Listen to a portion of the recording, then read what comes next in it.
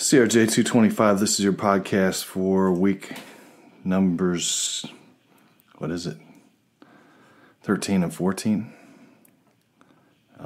Yes, 13 and 14. And we're going to talk about perjury, and then we're going to talk about interfering with a witness or jury. So, first off, let's talk about perjury. So perjury is an offense of lying while under oath. It can be construed as an obstruction of justice, and because of this, it's always taken seriously by Illinois and federal criminal courts, any court. You can be charged with perjury while you are navigating the court system because of another criminal charge or when you are involved in a civil case. Any instance of intentionally lying while under oath can be charged as an act of perjury. This goes beyond testimonies given during criminal trials, and it includes statements made in family court, during bail hearings, and during depositions. Surprisingly, not all intentional lies rise to be perjury. For a statement to be deemed as an act of perjury, its content must be material to the legal proceeding. In other words, lies are not acts of perjury if they are not relevant to the investigation. So you can go and be under oath and lie, which we see people do that. It's not perjury because it's not relevant to that particular investigation or issues in the case. Additionally, a statement must meet the following criteria to be deemed as an act of perjury. It has to be made while under oath. It can be written or it can be spoken. Silence is not an act of perjury. There has to be an affirmative. Now, silence can be, if you remember, for those of you who have taken evidence and those of you that will, silence could be an admission by a party. If it's something that the person would reasonably deny in another setting, silence might be an admission, but it's not an act of perjury. It must have been made with the intent to mislead the court. That was the intent, to mislead the court or to mislead the justice sought in the court. False statements due to confusion or memory loss are not instances of perjury. In Illinois, perjury is a Class 3 felony. Additionally, a lawyer or other professional could have their license suspended. Police officers could lose their certifications to serve, etc. So if you have some sort of credential licensing certification issued by the state or a government body that allows you to do a certain thing, you could lose that if you're out there lying in the justice system. And perjury, as you may remember, is considered a crime of moral turpitude, meaning that you can always impeach somebody if they're convicted of perjury if it happened 20 years ago. And they could be the most honest person, never have done anything wrong, they're church going, everybody loves them, angels at that stage. They've turned everything around and they may be angels. You can always bring up, for purposes of impeachment, that past conviction for perjury because it's a crime of moral turpitude. Some defenses to perjury: demonstrating that your false statement was not made intentionally but due to confusion, misunderstanding, or misremembering an event. But that's not just you saying it happened. You can offer that as an excuse, and then the trier of fact's going to weigh that or those circumstances that you offer.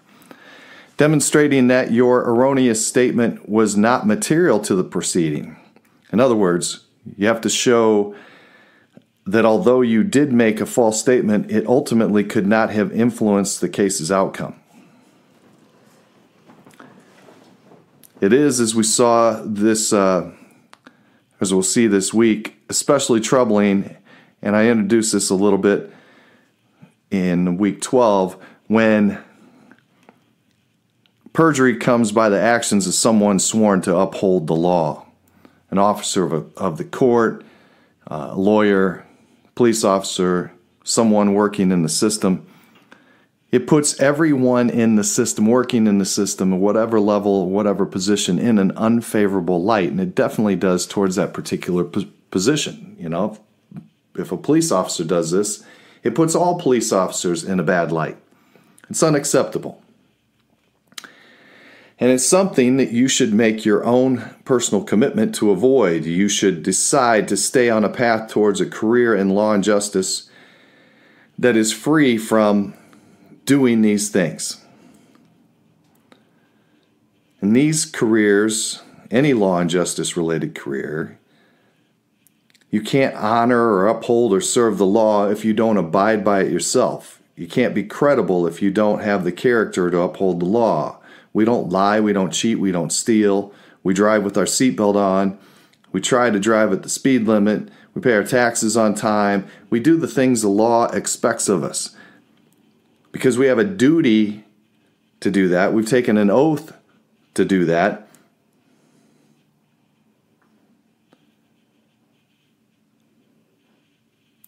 For the legal assistance students, you're not going to have that oath or certification or license unless you go on to law school, but you have these expectations by way of the oath of your employer and their reputation. And it relates directly to that employer and the clients that you have a duty to serve. So if you're inclined to drive without your seatbelt, drive above the speed limit, lie, cheat, or steal, go find something else to do. We don't need you in law and justice. And law and justice isn't where you should be. You won't be there long, okay? But if you're just skating on some of those things because some of your friends do some of those things, get different friends. Start moving towards demonstrating that you're going to follow the law in all aspects of your life because you're going to be asked to help others follow the law. It's not an option, it's an expectation. So keep that in mind. And if you do that, obviously you're going to avoid perjury, right? Now, I've had the unique experience of presenting people, or being a person sitting on the witness stand, of presenting people who gave testimony, and then sitting as the person who judges the credibility of witnesses. And many times over the years, those witnesses were my former students. On rare occasion, the individual was clearly not prepared to testify, or they may have taken what I perceived as being liberties with the facts. Because typically, not intentionally, but they just weren't prepared. You've heard me mention the duty to be prepared. If you've had the evidence class or when you take it, you'll know for sure that anybody on the justice side, law enforcement, probation, any of those positions, you're drafting reports all the time. You're documenting what you do with a report, and you get to use that report when you go to testify to refresh your memory and to prepare for your testimony, which most witnesses don't have that ability. They don't have something like that. But it's an expectation in the law. So write a good report. You're going to write a report as your final. Write a good report. Be able to take that and use it to prepare yourself to testify. Go in and testify honestly and completely and prepared. When I have those persons, my former students who maybe didn't do that, I always, I cringe a little bit and I get a little bit frustrated. And then I wait till the conclusion of the case and I request that officer visit with me a bit. And we have a brief refresher on these expectations because I want them to be successful. I want them to succeed and look good. And I want whatever they did in the case, whatever their part is, to not be the reason that justice wasn't found. I don't want them to be embarrassed. I want them to be successful and the people that are also working on that case to be successful because they did their job. Now, thankfully, I could count on the occasions of 25 years or so of serving in those capacities of hearing cases, maybe less than 5 times. And in all of but one of those circumstances, did the individual not turn their act around. One individual did not turn their act around. Now, I say that's acceptable given the hundreds and hundreds of ICC grads we've had, but I just want to mention it because now we're at the critical time of the end of the semester and we're heading towards you doing a final exam or a final project that's, I'm telling you right now, in 2 weeks you'll get it. It's going to be a police report on a criminal act. Do these things, okay? And I'm going to have those expectations of everyone in this class, whatever position you serve in law and justice, for as long as I'm going to be around.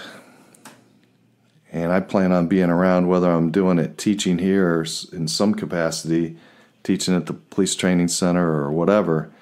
I'll be around and see you in your law offices and your courthouse jobs, in your police departments and your probation offices. I want to see you be successful. So keep all these things in mind, please. Lastly, next week we're going to talk about interfering with witnesses or a jury. So I want you to come back and listen to this entire podcast, but go back and listen to those comments as well. I'm just going to be brief on those comments about what that entails, but it flows with what we just discussed. It's extremely important to the day-to-day functions of our criminal justice system that no one interferes or has anything to do with a witness who may be called to testify in court proceedings or jurors who may be called for trial, to interfere with them and their position and duties and jobs in that case. And so for that reason, Illinois has several offenses intended to address this type of obstruction of justice. Even communicating with jurors or witnesses can be considered a crime. The first offense discussed, we'll be talking with jurors or witnesses. It occurs when a person contacts a juror or witness with the intent to influence their behavior in a court of law. Now, depending on the nature of the offense, a violation qualifies as either a Class 3 or 4 felony, which tells you how serious we take this. Likewise, it's also a crime to harass a juror or witness or their family members. Family members being their spouse, their parent, their child, their stepchild. Harassment could lead to a conviction that could be classified as a misdemeanor, or in some cases, it's a felony. And then finally, when bribery occurs related to witnesses or juries, it truly creates a breach of trust in our justice system. It says that justice can be bought, right? And, if there's some of you in this class who can afford to buy justice, well, use your money for other things, more noble things. But most of us can't. And we don't want that to happen, because then everything that you're studying and everything you think you want to do in this career really doesn't mean a lot, right? Illinois statutes prohibit bribery of several groups of people. First, it's illegal for a jury commissioner or someone who provides the court with the list of eligible jurors to excuse certain individuals from jury duty in exchange for something. And a bribe's not always money. It can be anything. Anything of value or service or something that benefits the person. You know what a bribe is when you see it, right?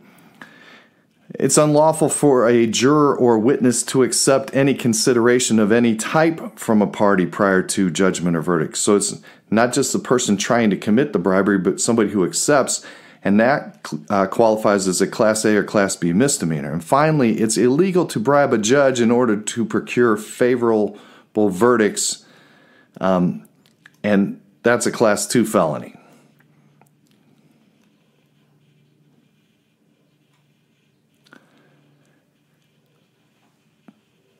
Next week, week 14, is the last week where we're going to cover new material. So once we cover, the interference with the jury, etc., that I just talked about, that's it. Weeks 15 and 16 have different deadlines, so pay attention to those deadlines. You're going to get something on week 15. Those deadlines are going to be different. Pay attention to what those deadlines are. And pay attention to that assignment, okay? Both assignments, both the week 15 and your final assignment week 16. The dates are going to be different. The final assignment in week 16 is going to be drafting the narrative of a police report based on something that you're going to view pretending to be the police officer, okay? Know that that's going to happen. It's not an exam.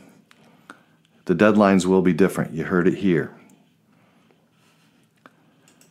That's all I have for weeks 13 and 14. I appreciate your efforts all this way. I hope you're staying well.